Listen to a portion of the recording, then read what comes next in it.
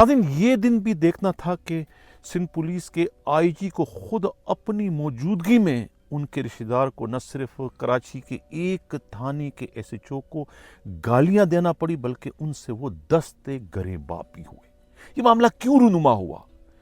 इसलिए कि इस वक्त सूबा सिंध में बदकिस्मती से जहां दो दो वजीर दाखिला काम कर रहे हैं, वहीं पर जो है वो सिंध पुलिस के आईजी के हैसियत से भी एक नहीं दो दो आईजी जो है वो इस वक्त काम कर रहे हैं, जिसकी वजह से कराची के एसएचओज हो या डीएसपीज हो या फिर खुद डिस्ट्रिक्ट एसएसपीज हो, सब के सब जो है वो पागल हो चुके हैं।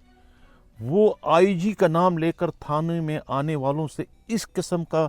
गिरा हुआ सलूक ना करें तो फिर क्या करें? ये मामला क्या है, इसी पर आज के प्रोग्राम में हम डिटेल से बात करेंगे। मैं हूं हनीफ दवामी और आप लोग देख रहे हैं programme the Awami show. Karachi से हमारे नुमाइंदा खसूसी हमराज राय ने जो एक रिपोर्ट भिजवाई है, उनकी रिपोर्ट के मुताबिक गुज़िश्ता रोज़ जो है खुद गुलबर्ग थाने में एक इंतहाई अफसोसनाक वाक़या रूनुमा हुआ और उस वाक़े के नतीजे में गुलबर्ग थाने के इंतहाई दयानतदार, ईमानदार और उसूल परस्त एसएचओ फैसल रफ़ीक को जो है वो मुअत्तली का सामना करना पड़ा। उन्हें खुद सेंट्रल डिस्ट्रिक्ट के एसएसपी ज़ीशान शफीक सिद्दीकी ने आईजी सिंध की जानिब से मिलने वाले ऑर्डर पर जो है वो उन्हें मुअत्तल करना पड़ा। इस सिलसिले में जब हमारे नुमाइंदे ने इस वाक़े की मालूमात हासिल करने की कोशिश की तो पता चला कि कोई आईजी का करीबी रिश्तेदार जो ख़ुद को तारिक ज़ाहिर कर रहा था, वो थाने में गए और एक गिरफ्तार मुलजिम की रिहाई का मुतालबा कर रहे थे और ना छोड़ने के सूरत में वो खड़े खड़े जो है वो एसएचओ को न सिर्फ सस्पेंड बल्कि उन्हें बी कंपनी भिजवाने की धमकियां भी दे रहे थे और उन्हें जो है कुछ मुग़ल्लज़ात भी उन्होंने कहे बकौल थाने के ज़राए के। और एसएचओ का कहना है कि उन्होंने उनके साथ कोई अच्छा सलूक नहीं किया। उनके थाने में आते ही जो है वो उन्हें जो है वो गालियां देना शुरू कर दी। इसके बाद वो भी अपने आपे से बाहर हो गए और उन्होंने जो है वो उन्हें वही सब कुछ किया जो उन पर इल्ज़ाम आयद किया गया। लेकिन उन्हें नहीं मालूम था कि वो उन्होंने उसी वक्त जो है वो टेलीफोन जो है वो आईजी को मिला दिया था, मोबाइल फ़ोन, और आईजी जो है वो सब कुछ अपनी कानों से सुनते रहे कि उनके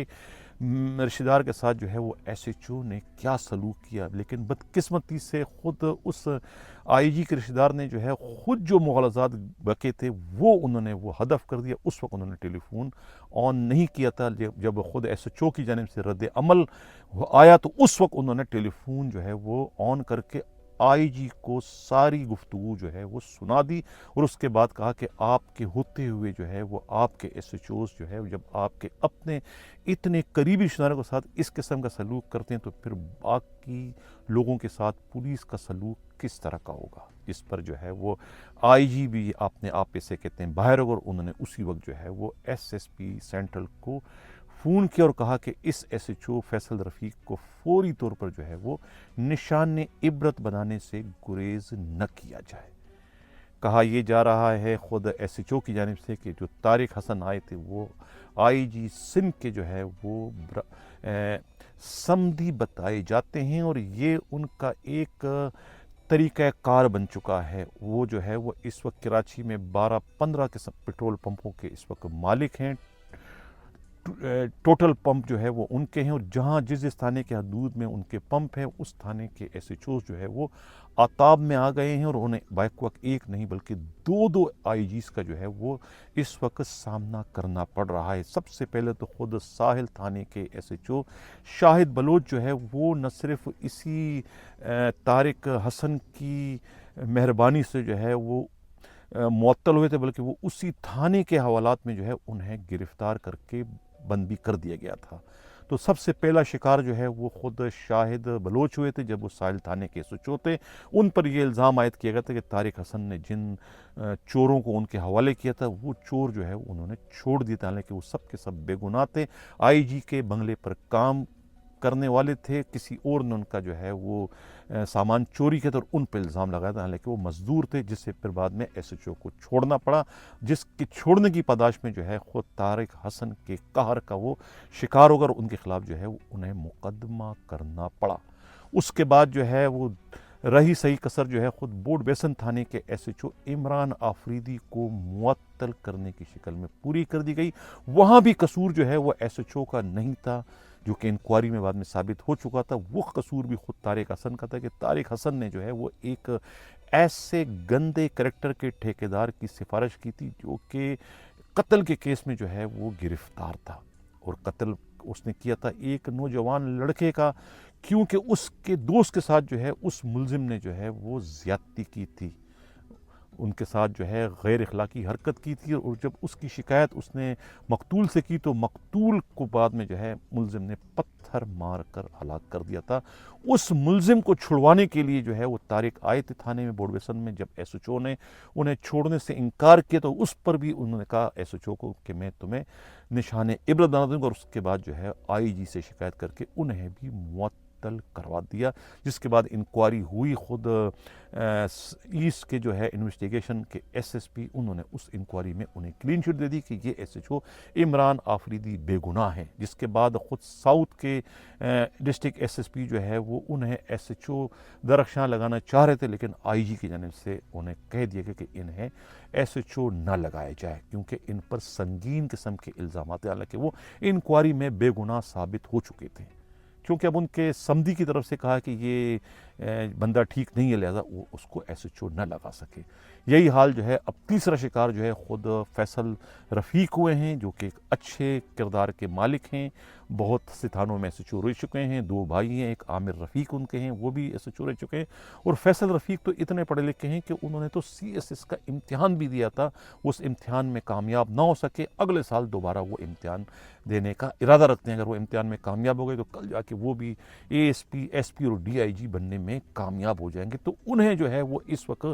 بے گناہ جو ہے وہ ایک ناکردہ خطا کی سزا دیتے ہوئے جو ہے انہیں معطل کیا گیا ہے، کیونکہ بدقسمتی سے سندھ پولیس میں ایک نہیں دو آئی جی کام کر رہے ہیں۔ آئی جی کو اس بات کا جو ہے وہ احساس ہونا چاہیے کہ یہ جو ان کے سمدی ہیں یا دوسرے جو ان کے قریبی رشتہ دار ہیں، وہ ان کے نام کا کتنا ناجائز فائدہ اٹھا رہے ہیں، اور خود پولیس والے جو ہے وہ ان کے شکایتوں کے نتیجے میں جو ہے بے گناہ جو ہے وہ سزائیں پا رہے ہیں۔ اس پر جو ہے وہ آئی جی کو کم از کم اس قسم کی شکایتوں پر جو ہے وہ انکوائری کروانے کی ضرورت ہے، انکوائری کروانے کے بعد انہیں معطل کرنا چاہیے، انکوائری سے پہلے معطل کر کے جو ہے وہ جو ہے سسٹم کا جو ہے وہ اس وقت بیڑا غرق کیا جا رہا ہے، اور یہ کوئی آئی جی کے لیے کوئی اچھی مثال قائم نہیں ہو رہی، بلکہ آئی جی کی جو ہے نیک نامی اس سے بہت ہی بری طریقے سے متاثر ہو رہی ہے۔ اس سے قبل کسی آئی جی کے کسی رشتہ دار کو